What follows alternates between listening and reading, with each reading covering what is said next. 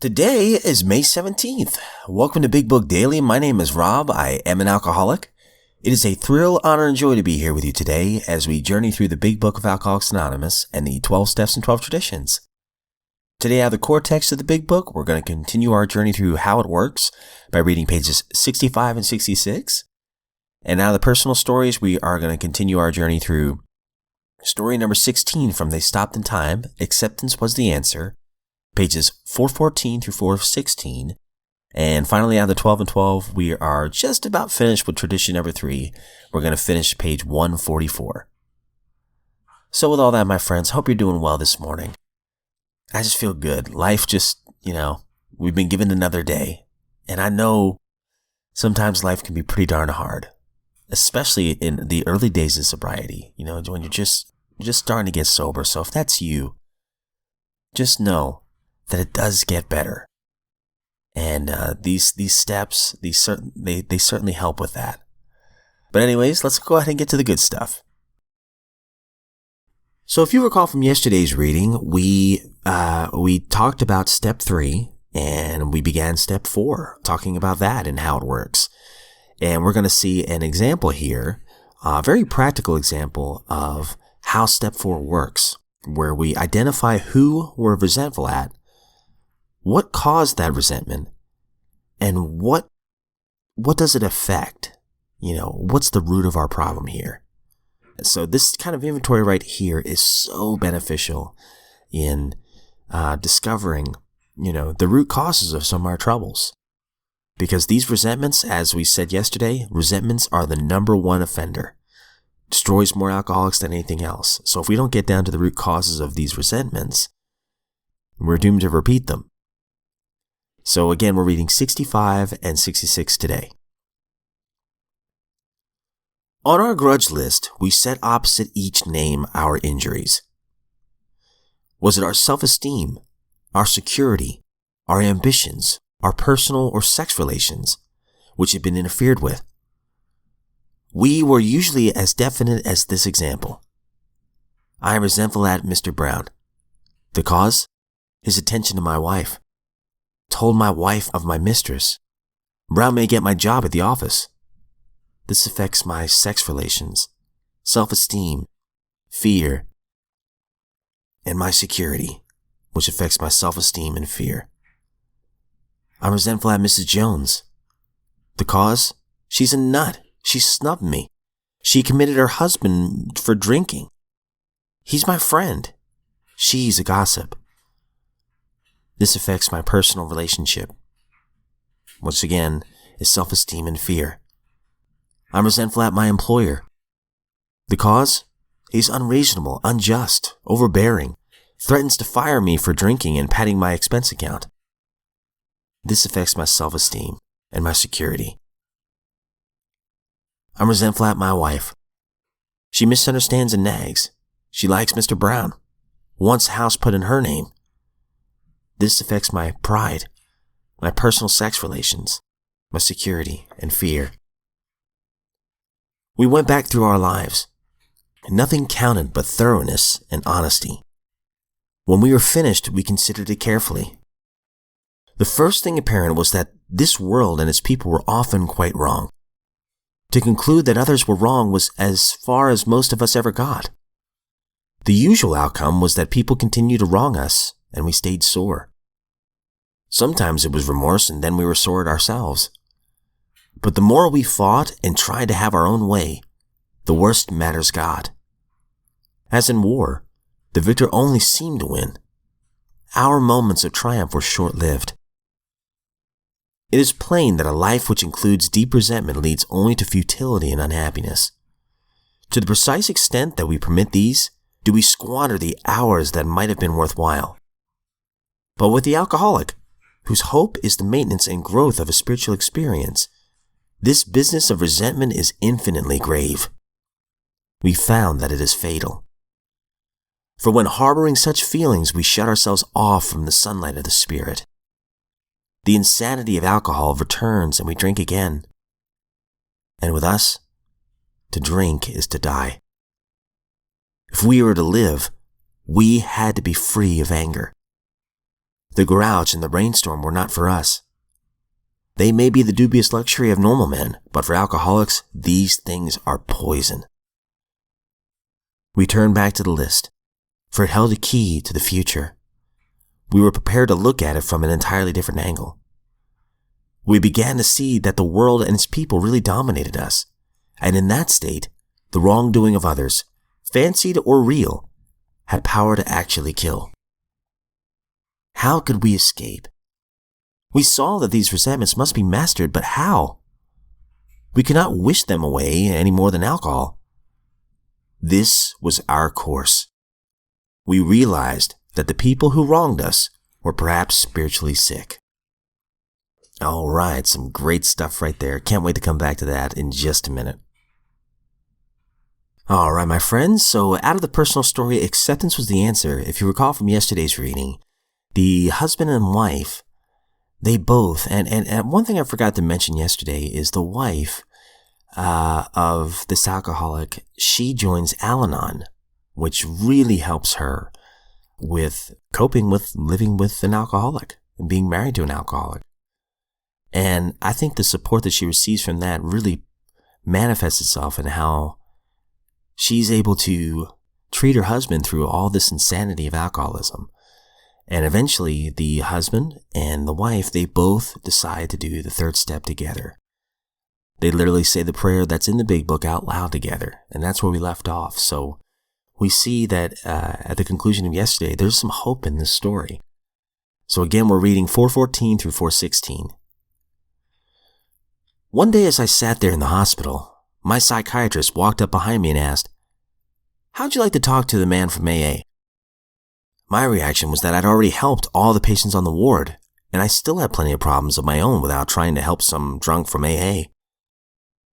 But by the look of the psychiatrist's face, I could tell that it would really make him happy if I agreed. So, for no better reason than to make him happy, I agreed. Very shortly, I realized that that had been a mistake. When this big clown came bounding into the room, almost shouting, "My name is Frank and I am an alcoholic," I felt really sorry for him. The only thing in life that he had to brag about was the fact that he was an alcoholic. It wasn't until later that he told me that he was an attorney. Against my better judgment, I went to a meeting with him that night, and a strange thing began to happen. The psychiatrist, who had generally been ignoring me, now became quite interested. Every day he would ask me all kinds of questions about the AA meetings. At first I wondered whether he was an alcoholic himself and was sending me to find out more about AA. But it became quickly obvious that he had this childish notion instead. If he could get me to go to enough meetings while in the hospital, I would continue to go after he let me out. So, for no better reason than to fool him, I asked Frank to take me into a meeting every night. And Frank did set me up for a meeting every night except for Friday, when he thought he might have a date with his girlfriend. Well, that's a devil of a way to run an organization, I thought, and I reported Frank to the psychiatrist, who didn't seem perturbed. He just got someone else to take me on Fridays. Eventually, the psychiatrist discharged me from the hospital, and Max and I began going to meetings ourselves. Right from the start, I felt that they weren't doing anything for me, but they sure were helping Max. We sat in the back and talked only to each other. It was precisely a year before I spoke at an AA meeting. Although we enjoyed the laughter in the early days, I heard a lot of things that I thought were stupid. I interpreted sober as meaning drinking but not being drunk. When a big, healthy-looking young fellow stood up and said, "I am a success today if I don't drink today," I thought, man, I've got 1,000 things to do today before I can brag about not taking a drink, for God's sake. Of course, I was still drinking at the time.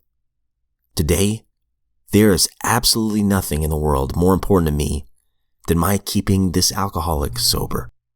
Not taking a drink is by far the most important thing I do each day. It seemed that all they ever talked about at the meetings was drinking, drinking, drinking. It made me thirsty. I wanted to talk about my many big problems. Drinking seemed a small one. And I knew that giving up one drink for the day wouldn't really do any good. Finally, after 7 months, I decided to try it. To this day, I'm amazed at how many of my problems, most of which had nothing to do with my drinking, I believed, had become manageable or have simply disappeared since I quit drinking. I had already given up all the narcotics, most of the pills, and some of the alcohol when I first came to AA. By early July, I had tapered off alcohol completely, and I got off all the pills in the ensuing few months. When the compulsion to drink left, it was relatively easy to stay off alcohol. But for some time, it was really difficult to keep from taking a pill when I had an appropriate symptom, such as a cough, pain, anxiety, insomnia, a muscle spasm, or an upset stomach. It has gotten progressively easier. Today, I feel that I have used up my right to chemical peace of mind. It helped me a great deal to become convinced that alcoholism was a disease, not a moral issue, and that I had been drinking as a result of a compulsion, even though I had not been aware of the compulsion at the time, and that sobriety was not a matter of willpower. The people of AA had something that looked much better than what I had, but I was afraid to let go of what I had in order to try something new. There was a certain sense of security in the familiar. At last, acceptance proved to be the key to my drinking problem. After I had been around AA for 7 months, tapering off alcohol and pills, not finding the program working very well, I was finally able to say, "Okay, God, it's true that I, of all people, strange as it may seem, and even though I didn't give my permission, really am an alcoholic of sorts. And it's all right with me. Now, what am I going to do about it?" When I stopped living in the problem and began living in the answer, the problem went away. From that moment on, I have not had a single compulsion to drink. All right, fantastic stuff here today, guys. We'll definitely come back to this in just a minute. And finally, my friends, we are on tradition number 3. The only requirement for AA membership is a desire to stop drinking. And I apologize, I said that we were just reading 144 today, but we're actually finishing off this chapter by reading the bottom of 144 and the rest of 145. There's only a small part. So again, we're talking about this guy named Ed, who was very, very anti-God, and was very vocal about that. And sure enough, the group, they're not happy with him. And one day, Ed goes out of town and he's asking for money. So the group suspects that he's probably relapsed. They don't want to help him, which is pretty interesting here. So let's see what happens to old Ed here. So again, we're on 144 and we're going to finish off this chapter. About 2 weeks later, Ed stole by night into an AA member's house and, unknown to the family, went to bed. Daylight found the master of the house and another friend drinking their morning coffee. A noise was heard on the stairs. To their consternation, Ed appeared. A quizzical smile on his lips, he said, "Have you fellows had your morning meditation?" They quickly sensed that he was quite in earnest. In fragments, his story came out. In a neighboring state, Ed had holed up in a cheap hotel. After all his pleas for help had been rebuffed, these words rang in his fevered mind. "They've deserted me. I've been deserted by my own kind. This is the end. Nothing is left." As he tossed on his bed, his hand brushed the bureau nearby, touching a book. Opening the book, he read. It was a Gideon Bible. Ed never confided any more of what he saw and felt in that hotel room. It was the year 1938, and he hasn't had a drink since. Nowadays, when old-timers who know Ed foregather, they exclaim, "What if we actually succeeded in throwing Ed out for blasphemy?" What would have happened to him and all the others he later helped? So the hand of Providence early gave us a sign that any alcoholic is a member of our society when he says so. All right, so it definitely teases that Ed might have had a spiritual experience here, and this is coming from a guy that, again, was very vocal about not believing. And by cutting him off from a meeting, cutting him off from the fellowship, they were doing him a great disservice. That's like banning somebody who's sick from a hospital. Sorry, you can't come in. You're too sick. So I thank God that this tradition is here, that everyone's welcome. The only requirement for membership is a desire to stop drinking. And out of the personal story today, I can relate to our friend here when he says he wasn't sure he wanted to give up this alcoholism. But one thing that helps him is the fact that it's a disease, not a moral issue for him. It says right here that I've been drinking as a result of a compulsion, even though I had not been aware of the compulsion at the time. And that sobriety was not a matter of willpower. That's what I thought, gosh, I'm weak. Why can't I just stop through my own willpower? And it says here, the people of AA had something that looked much better than what I had. But I was afraid to let go of what I had in order to try something new. Yeah, sometimes, I know for me, early on, I was worried because alcohol was my great companion for such a long time before it really turned on me. It made movies better, made music better, made every one of my hobbies better. I was afraid. I was really afraid. Like, well, what do I do now? And if anyone's listening right now that feels that way, let me tell you, it gets so much better. Sobriety is so much better. I didn't realize how fearful I was. And what alcohol would do for me is it would take away that fear. But look at the cost. I was ruining my marriage. I was being a neglectful father, a neglectful husband. I was being incredibly selfish. Now, I don't need that alcohol. Now I can give that stuff over to my higher power, and that fear is gone. And I can be a better husband, father, coworker, friend. I could be a much better person without the need for alcohol. Thanks to my relationship with my higher power, which was bolstered by the 12 steps. Being honest with myself, learning how to confess, and doing an inventory, making amends, praying and seeking God. The 12 steps taught me how to do this in a very practical way.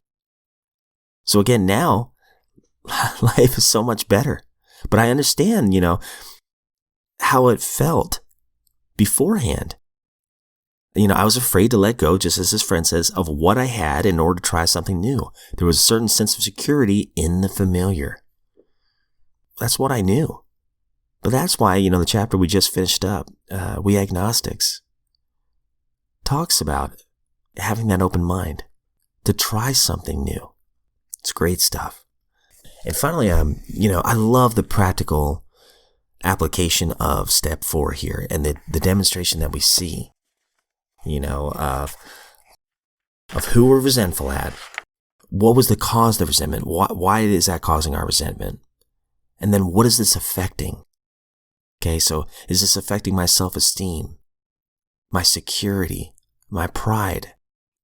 This list really reveals a lot. Just putting a pen to paper, we start to see, especially when we see what it's affecting. Oh, wow, this is affecting my self-esteem, my personal relationships, my pride, my security. And we see how fearful we've been. We learn a lot about ourselves, and we can give a lot of that to our higher power. But in the next page, it says here on 66, it is plain that a life which includes deep resentment leads only to futility and unhappiness. To the precise extent that we permit these, we do squander the hours that might have been worthwhile. These resentments. Oftentimes I think about how much time I wasted replaying the tape over and over again. And I always love what Joe and Charlie said. It's like that slow motion replay. Every time you play it, that hit from a football game looks worse and worse and worse.